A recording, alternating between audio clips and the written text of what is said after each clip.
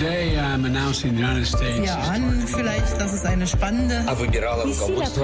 Very, very hot. La revue de presse internationale, nous irons en Belgique, puis au Canada, direction d'abord l'Angleterre. Bonjour Anaïs Cordoba. Bonjour. À la une à Londres. Eh bien, la presse britannique revient sur cette enquête de la BBC qui accable l'oligarque russe Roman Abramovich, propriétaire du club de Chelsea, déjà sanctionné par le Royaume-Uni et l'Union européenne. Le Daily Mirror titre « Une fortune bâtie sur le vol, la corruption et l'intimidation ». Le Daily Mail détaille les principales révélations. En 1992, Abramovich se serait approprié une cargaison de diesel en falsifiant des documents.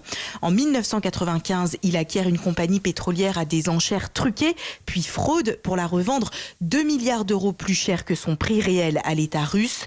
Le Times précise que la BBC détient un document prouvant qu'un procureur a tenté de poursuivre l'oligarque pour ces faits.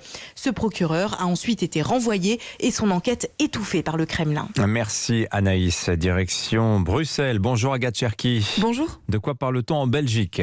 Eh bien, de l'arrivée cette semaine d'enfants ukrainiens dans les classes belges. Du côté francophone du pays, un dispositif spécial est déjà en place depuis 2012 pour intégrer les élèves réfugiés.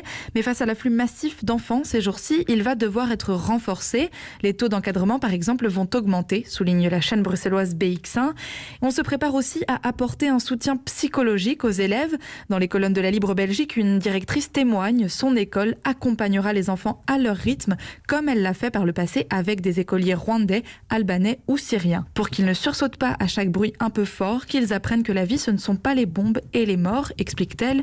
Le quotidien régional Sud Info précise, lui, que les autorités ont préparé des dossiers pour aider les enseignants à gérer aussi les interrogations, les angoisses des autres élèves vis-à-vis de cette guerre. Enfin, au Canada, bonjour Alexandre Lepoutre. Bonjour. À la une, à Ottawa ce matin. Eh bien, c'est ce discours du président de l'Ukraine, Volodymyr Zelensky, au Parlement canadien.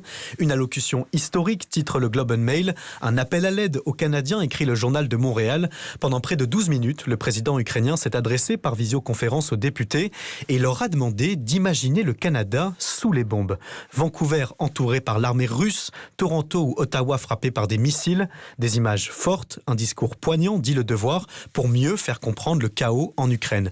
Volodymyr Zelensky a été accueilli en héros, il a été ovationné pendant plusieurs minutes, rapporte la CBC, et il a aussi profité du moment pour demander à nouveau aux pays de l'OTAN, dont le Canada fait partie, de mettre en place une zone d'exclusion aérienne au-dessus de son pays. Et puis après le Canada, c'est au Congrès américain qu'il devrait s'adresser aujourd'hui. Merci Alexandre Lepoutre.